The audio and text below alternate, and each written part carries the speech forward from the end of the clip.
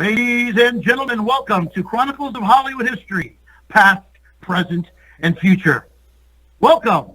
And here now, Corey Gomez. Hello, everyone, and welcome to Chronicles of Hollywood History, past, present, future. Today I am joined by, you may know him from Prison Break, Candyman, Day of the Dead, Aaron Brockovich, Ali, and I'm talking about the movie with Will Smith, not Ali G. I am here today with Mr. Wade Williams. Thank you so much for joining me today. Hey, man, it's a pleasure to be here. Thank you so much. I got this question I always have to start with. I always will. How did you get started in the acting business? Oh, God, that's an interesting question. Yes, how did I get started in the acting business? Well, it goes back to my dad was a preacher, an Episcopal priest, but he changed religions I don't know how many times. He was in search for the truth, right? One of those guys in search for the great truth. And he kept searching till the very end, just so you know. But at the time, he left my family to go be a monk in the monastery. And I was about 19. And I was singing in the choir at the church he left to go become a monk. Anyway, and one of the guys I was singing with said, "Man, you got a nice voice. You should take singing lessons." So kind of out of a, total, I don't know what you'd call it, searching for a way to vent my grief, and also part of my, soulfulness is that I love to sing, and I wasn't necessarily very good at it at the time. Thus, the guy asked me, maybe you should take some voice lessons, and I was enrolled at TU, University of Tulsa, as just a student. When I was about 23, I waited to go to school because I didn't have any money. Anyway, I go to school, and the guy at the church says you should take a singing lesson. So I enrolled in a private voice lesson at the voice school, the music school. A lady named Jane Carmichael. She was from Vermont, and she was just this beautiful blonde, kind of ingenue opera singer. And she taught me how to sing. And I sang with her for about a year. And then she said, "Why don't you try out for the musical in the theater department?" And I was like, "You got to be kidding me." Because I was like, I did a musical or something in high school just for the chicks, Yeah, but then, so I didn't really say, I didn't to really think about doing it. Anyway, so I went and auditioned, and I got in the freaking show called A Funny Thing Happened on the Way to the Forum, playing Miles Gloriosus, what was he? He was the Roman centurion soldier, and he sings, "My bride, I've come to get my bride," and just like a bombastic, freaking, egotistical, narcissistic, soldier. After the women, anyway. So I did that, and I loved it, man. I really loved, because I lived in Tulsa, Oklahoma, and it's a very Bible Belty kind of place. The reason I went there is because my dad got a job teaching in a seminary at Oral Roberts University. So I was surrounded by all kinds of extremely intense and I would say even maybe psychopathic religious people. I got you. Very religious. And but in the theater department there, I started to meet people who were kind of, in a strange way, more open-minded and hearted, not so bound in the bonds of religious freaking dogma doctrine. So, I met some really cool, open-minded people who were able to talk about the world in a different way. Man, did I learn a lot. Anyway, I found myself taking acting classes, too. Before I knew it, I had a theater scholarship to be an acting BFA and a music scholarship, too, and in the music school. And I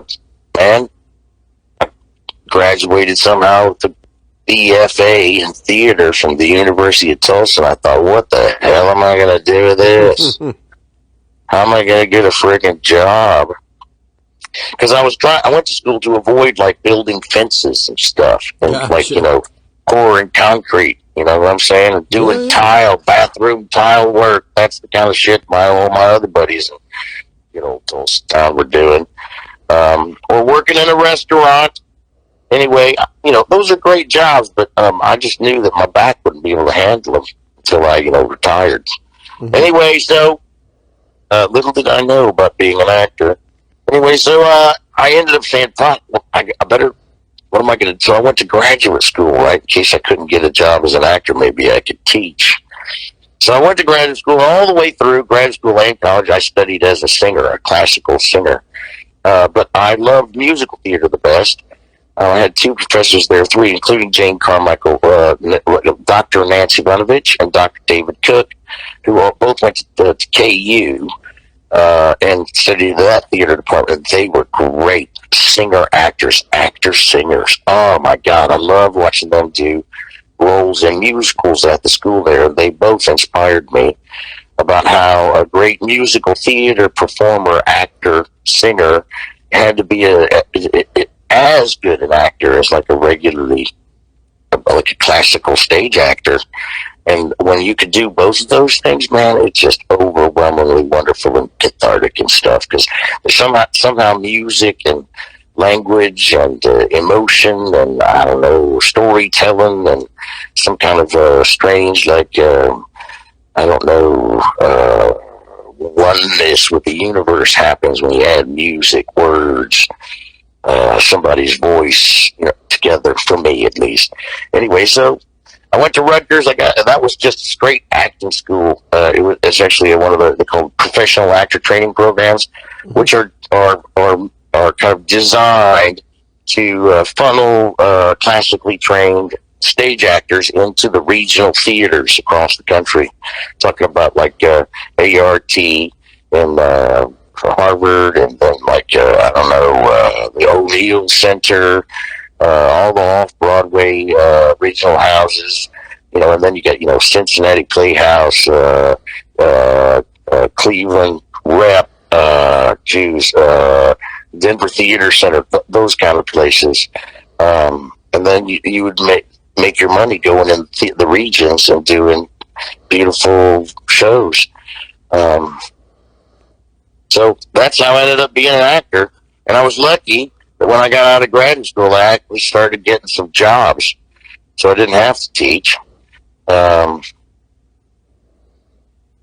here I am. What were some of your early works? Well, the first thing I did when I was out of school was professionally, I played Judd in Oklahoma at Discoveryland, which is an outdoor amphitheater just outside of Tulsa. And every summer, they would do a beautiful production of Oklahoma outdoors in the scrub brush and the live oaks, the middle of the freaking countryside, and this beautiful kind of grassed outdoor amphitheater with benches and beautifully done with horses and a real Surrey with a fringe on top, and just like it was just a great production, and I did that out there with Heather McRae, who happened to be the daughter of Gordon McRae, who was the original Curly in the movie. Anyway, that was great. And then after I got out of graduate school, first thing I did was at the Delacorte Theater. I did Taming of the Shrew with Morgan Freeman, Tracy Ullman, and Helen Hunt at the outside. Then I played the first murderer across from Tim Blake Nelson as the second murderer, and a production of Richard III starring Denzel Washington right after that. Holy shit, I think those are my best two acting credits, and they were my first ones.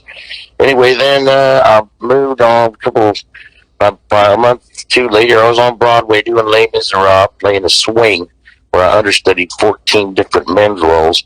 That was a trial by fire. And then I understudied Sky Masterson on Broadway in the Jerry Zaks production of Guys and Dolls, starring Faith Prince and Nathan Lane. And that was really cool, too, because there was great dancers, man. In the middle of that show, there's the what's it called? The Crap Shooters Ballet.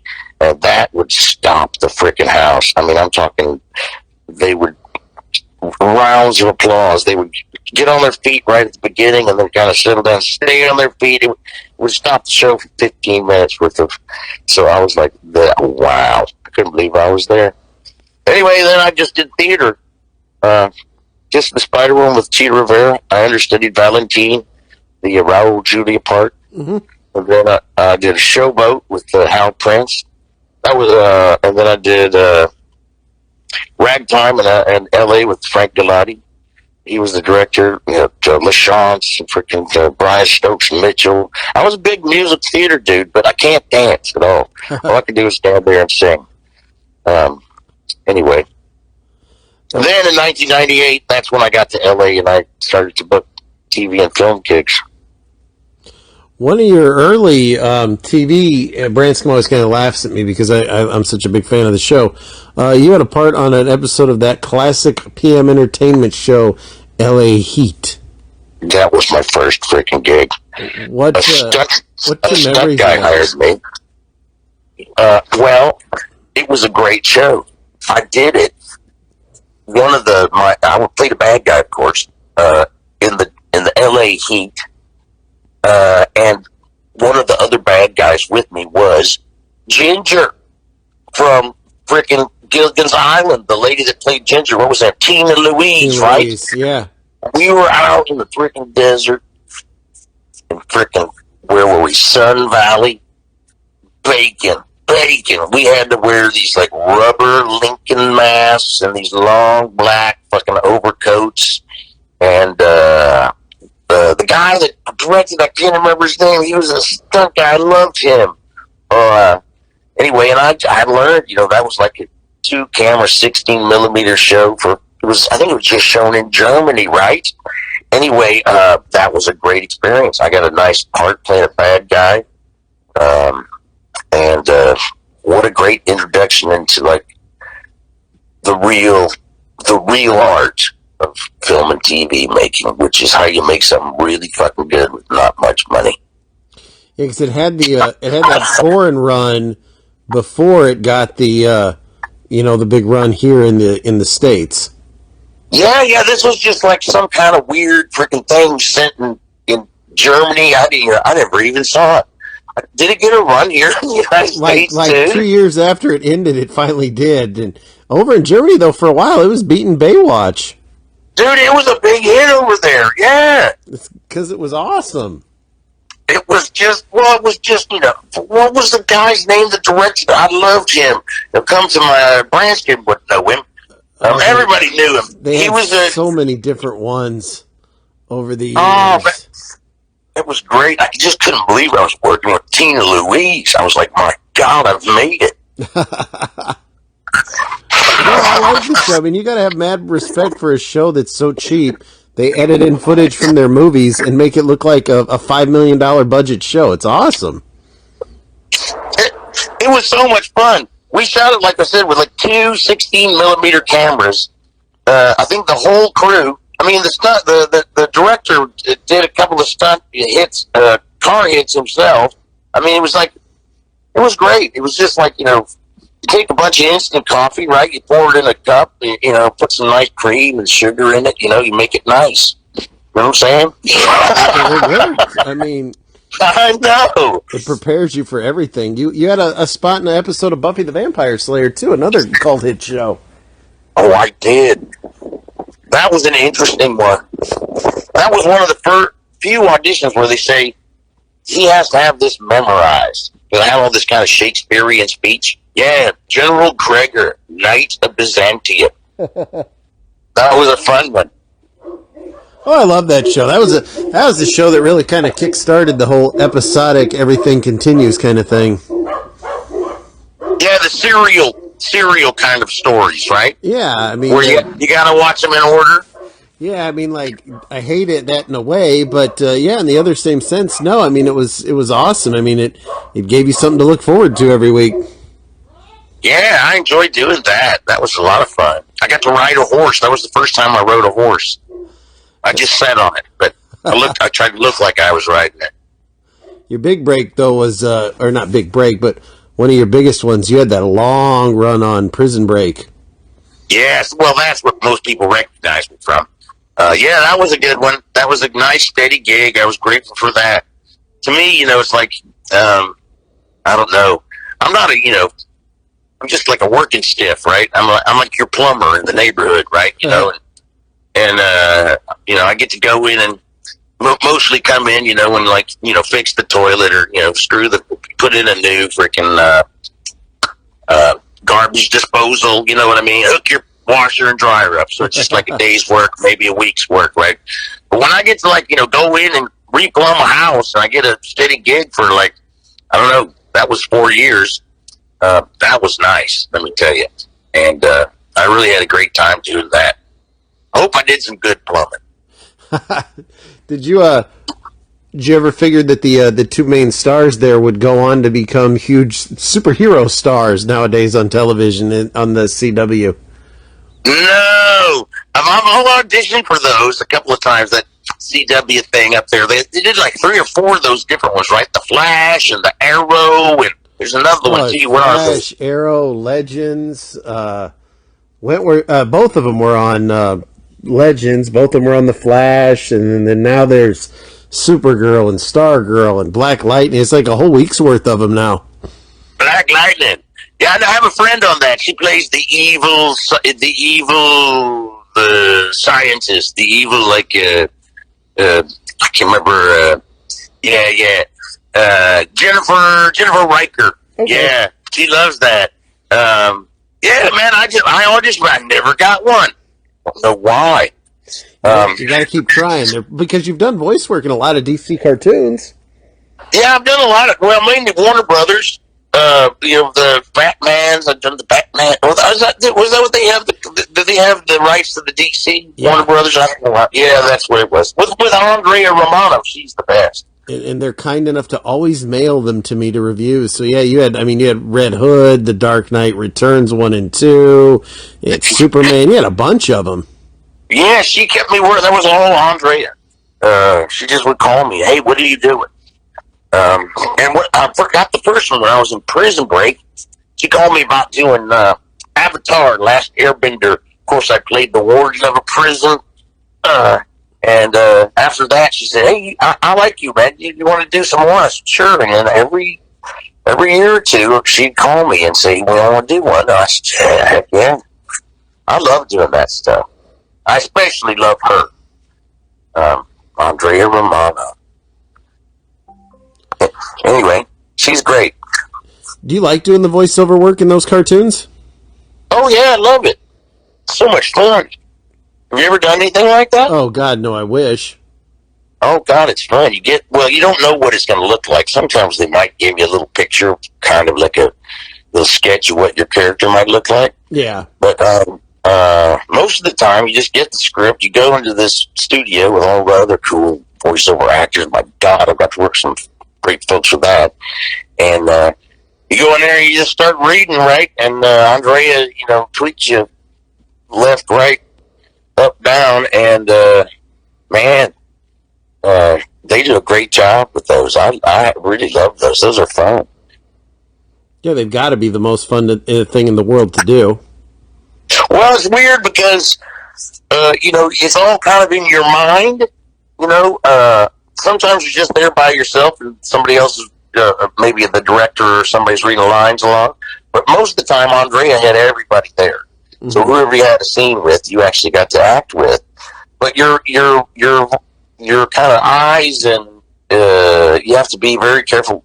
Are more on the script than they are on the other actors. So it's really wonderful. You have to listen, and you have to just remember, what kind of I don't know. You imagine it all somehow, as opposed to really doing it, and like a TV show where you're actually in the freaking Alcatraz prison and you're doing your scene in the 150-year-old cell. You know what I'm talking about? Oh yeah.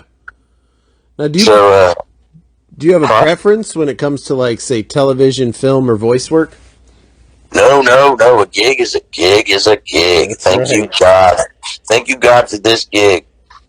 Thank you, God, for the gig that you gave me. Thank you, God, for this gig.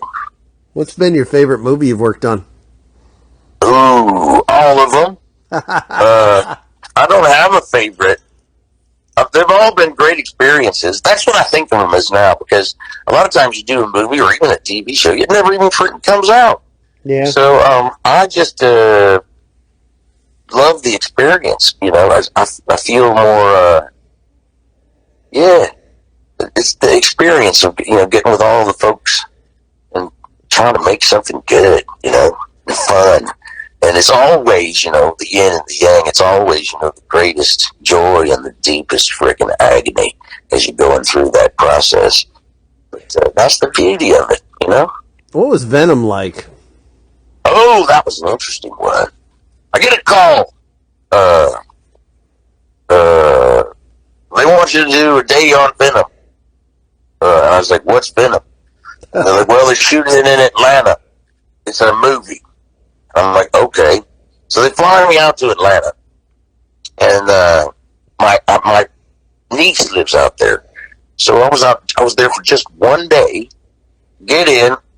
I see my niece that evening for dinner, and then I go in the next morning, and I don't even know what the frick. I'm doing some prison guard scene, of course, because I'm typecast as a prison guard. I'd rather be typecast than not cast. Yeah. Anyway, so I go in and I'm in the makeup trailer. I know all the makeup people from doing the show called Mercy Street in Virginia. So it's like a reunion, right? In the meantime, the ADs walk up to me and say, don't talk to Woody. I'm like, who's Woody? And they said, it's Woody and Tom. Don't talk to Woody. Oh, you got to be at the end scene there with Carnage. Gotcha. So I said, okay. Anyway, I get in the makeup trailer after they come in, and all of a sudden I realize I'm working with Tom and Woody. And so I'm like, okay. So I was great. It was just one day. I had a really fun time. Did you have a hard time not laughing at the red wig that Woody Harrelson was wearing? I thought it was great. I just talked to a stunt guy here in New Zealand. He just finished shooting the sequel to that with Woody in it. Mm-hmm. And he said it's going to be great.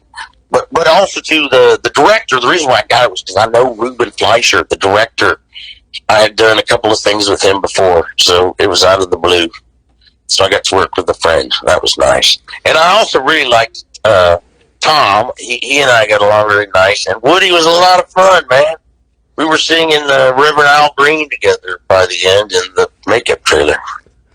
Now, you didn't, when he said Venom and you said, what's Venom, that makes me think, even though that you've been in all this stuff, are you not a comic book fan, I take it? No, I don't know anything. When I was a kid, some other family gave me their son's comic book collection. There was like 3 or 4 boxes of these old ones from the 40s, 50s, and 60s. I was about 9 or 10. And there were some great ones, Adam, and I'm trying to think what the other was. I enjoyed reading those, but I was never... I have a hard time reading. I'm dyslexic. That's why comic books are kind of good for me. But I didn't really know. And I've never really been a superhero dude. I was more into like Action Jackson, like the figure, or Johnny West. Yeah. Or G.I. Joe, action figures, more like that. Because I grew up during the Vietnam War, and there was all those, Westerns on TV. And you had like... I don't know, a couple of superheroes on your cartoons in the mornings, but not like now. Yeah. So I was like blowing people up, shooting Native Americans, and using my Action Jackson figure to like be a space guy or something. I don't know. How was did you get to meet Tom Cruise in Collateral? Oh God, that was weird. Yes, I did. That's the one time that I remember being totally, like, so starstruck. I was completely, like, immobilized. Really? Right. Yes, I was sitting in, I played, like, Fed number 2. But for the read-through, they hadn't cast Peter and the 2 detectives yet. So me and this other guy read those parts in the read-through. And we're in, Michael Mann's office there and somewhere. I'm down on, I think, Olympic Boulevard or something. I don't know. Maybe it's Wilshire. Anyway, in kind of Santa Monica.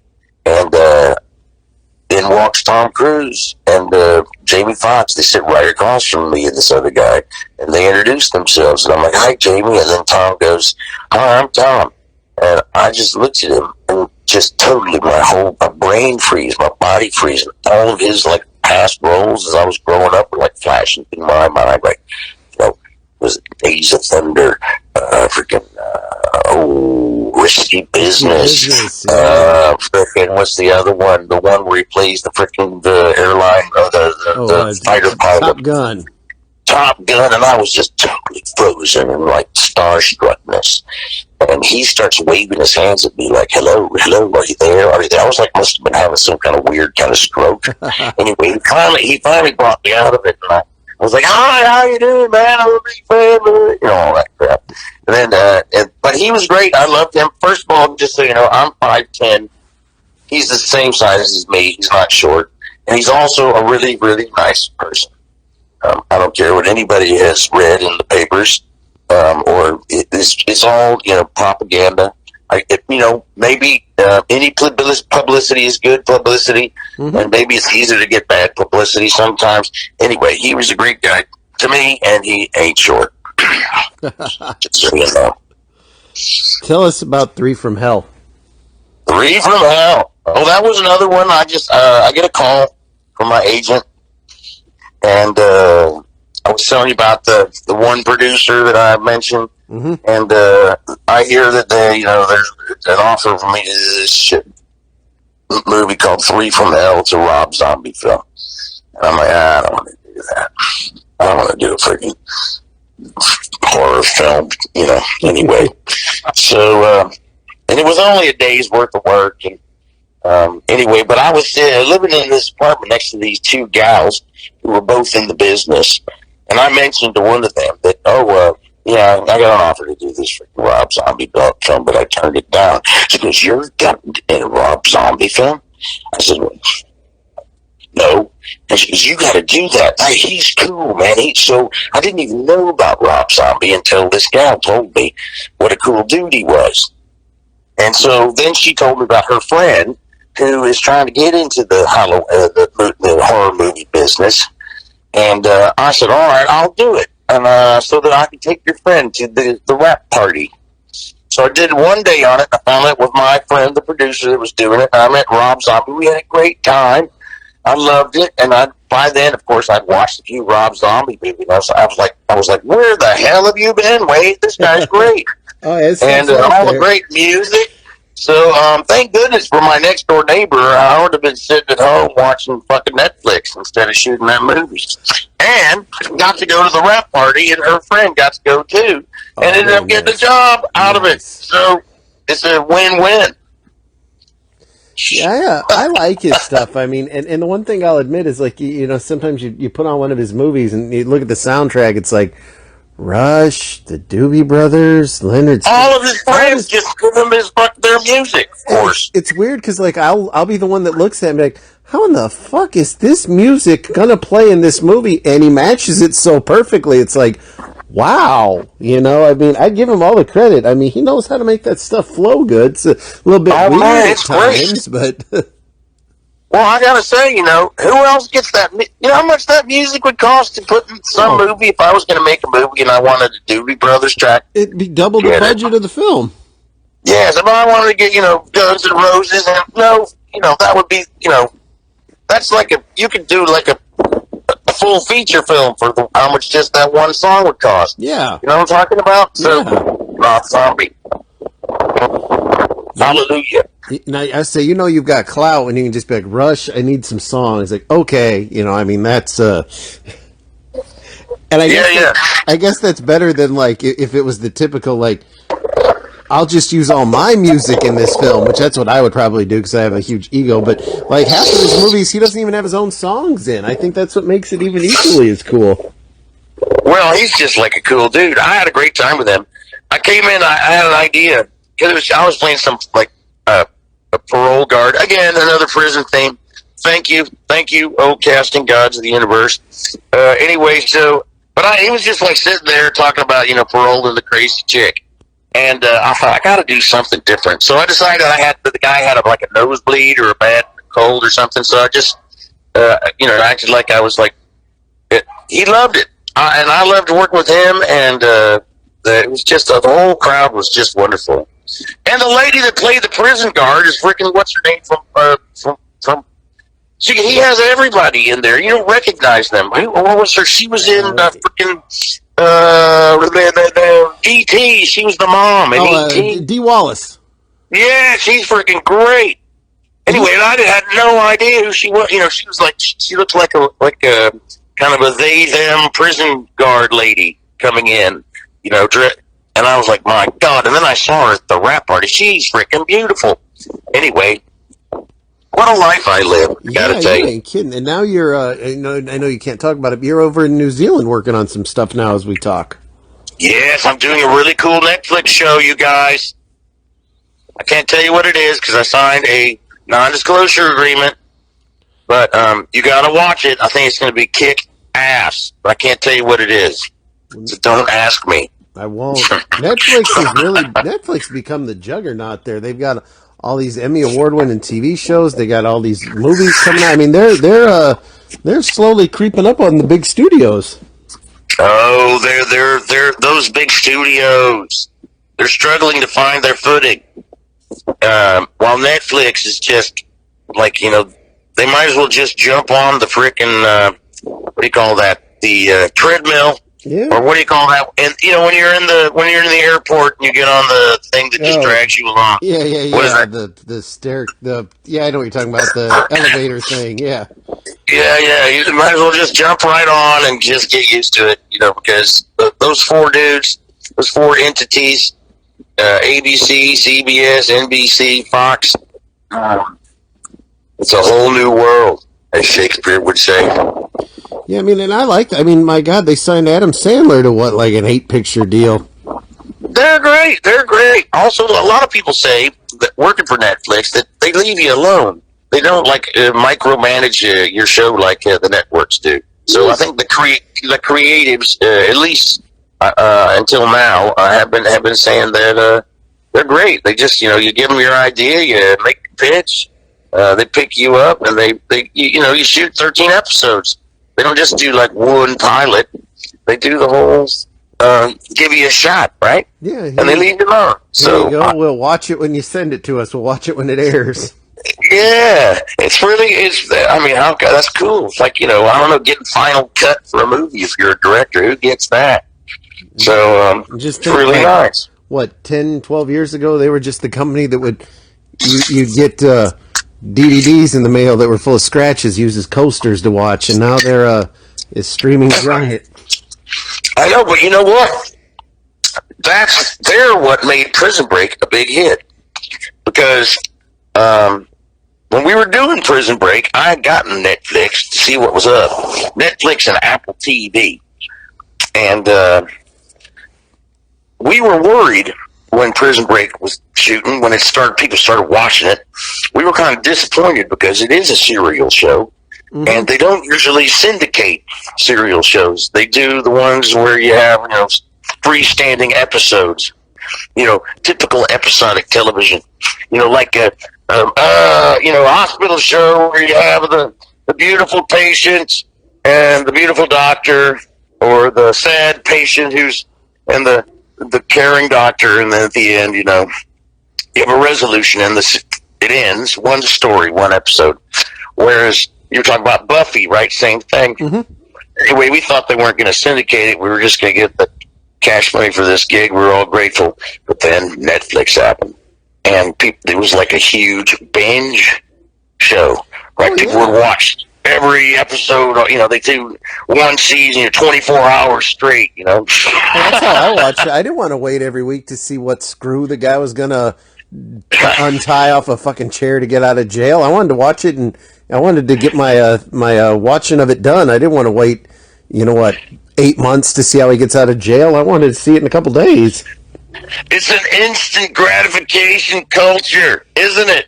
Yes, and that's worth cash money. Instant gratification. The one thing I give Prison Break credit, getting your body tattooed in code of a prison map, that's pretty genius, whoever wrote that. That's old Paul Shearing, yes. I think that might have been kind of one of those universal ideas that kind of gone down through the centuries. But like King David says, there's nothing new under the sun. But at the same time, it is cool. Also coupled with the fact that the reason why he does it is to get his brother out of prison so he doesn't die, be executed for a murder he did not commit. So I think that's cool too. That's like Shakespearean stakes right there. So it was beautifully conceived. The only problem with it was kind of a limited premise. Prison Break.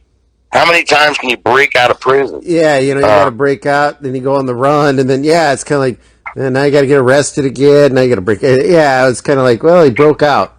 Go to Mexico. Yeah, but I heard that when they originally kind of planned it, it was only going to be 13 episodes. But then when it started to cook, when they started to air it, then that's when they decided to keep it going. I don't know. I've heard a lot of rumors. I'm not really sure. What a great experience for me. What was Wentworth Miller like? Oh, he's great. It was his first job, he told me. He had like 400 auditions, never booked a gig. He was like working in one of the network, printer rooms, doing faxes and copying scripts. And he auditioned for this and got it. And, man, he's great. What a nice man he is. He's a wonderful person and a great actor and a real gentleman. And then, I'm a big fan of his. Then, of course, you had Dominic Purcell, who, he's kind of the quintessential tough guy there. He's the best. He's a family man. He has 4 kids. I loved him. He and I got along great. We used to go over to his house. I went to they had a pool, and my daughter was about the same age as 2 of his younger children. And we'd go over there and hang out and have a barbecue. And I remember one time I was there, and they were doing the cricket tries down in Australia. I didn't realize that the games last like 5 days. Anyway, we sit in there. He's a great guy. He's not a tough guy. He just looks like a tough guy. Oh, he's had a hell of a run. He's been on those CW shows now for, God, he was on The Flash season 1. He's had a good 5-6 year run now. He's doing great. I know. Go, go, go, Dominic. Go, go, go, Whitworth. Good for you guys. Yeah, I'm happy for them. Everybody. They need to bring, Wentworth left, but they need to find a part for you there on one of them shows. That's all right. Either they want me or they don't. It's kind of like, whatever. But I enjoy working, that's for sure. But and I haven't really watched. I'm not really a TV or film watcher. I watch mainly documentaries, so I'm not up on like kind of the biz. But that's the weird thing about me. I'm not really a very good business person, I guess. But I sure enjoy working. And like I said, the experience, like doing that Lean In Snowball gig with Branscombe in Fitzgerald, Georgia. I'll never forget that. Yeah. What advice? Hopefully the movie will be good. What advice do you have for people trying to get started in the business? Trust the sky. Enjoy. Rejoice. There you go. That's are you for all your fans out there, do you have a web page? Are you on Twitter or anything like that? No, I don't do that stuff. I don't know. I don't have time. I got so many other things going on. But I do have a YouTube channel. But it's really just videos I make showing my family where I am, what I'm doing, because I travel so much. Mm-hmm. But people started watching them that didn't know me, like Wade, and mainly Prison Break fans. But they're just like little, I don't know. I love music. I work on music with friends of mine. I sing if somebody I love a song. It's probably 100% too cheesy for most people. But if you're in for a little like just total like cheese-ation in terms of like just totally like ridiculously, I don't know what you'd call it. I don't know, cheese in a good way. There you go. Check it out. It's a no conflict channel. As a matter of fact, I'm thinking about starting another channel called GNN, which is Good News Network. That'll be a good one. Well, nobody likes to have. People are addicted to bad news in the United States. They'd much rather watch about the guy that's murdered than the dog that's saved from the from the highway, or the woman who had breast cancer but now is recovered and is living a beautiful life as an organic gardener. You know what I'm talking about? No, we have to see the shootings and the stabbings on the news. Yeah, I'd rather see the fucking blood and guts and gore and people getting brought down to justice and annihilated with you know what I'm talking about. Oh yeah. Or hey, who we bombing now? You know what I'm saying? That kind of thing. Well, disclosure here, you're in New Zealand, so we're actually a day apart talking. You're early in the morning. I want to thank you so much for taking the time to join me today. I really do appreciate it. You're welcome, because I'm time traveling. I'm a day ahead of everybody else there, so I'm actually in the future. I know, it's a shame you couldn't tell me what the Powerball numbers are. I could, but I'm not allowed to. I've signed a non-disclosure I agreement. got you. It's like that whole space. Well, I want to thank you once again. It's been a lot of fun. Thanks, brother. Thank you for your time, ladies and gentlemen. You have been listening to the Chronicles of Hollywood History. Thank you from Gomez Richmond Productions.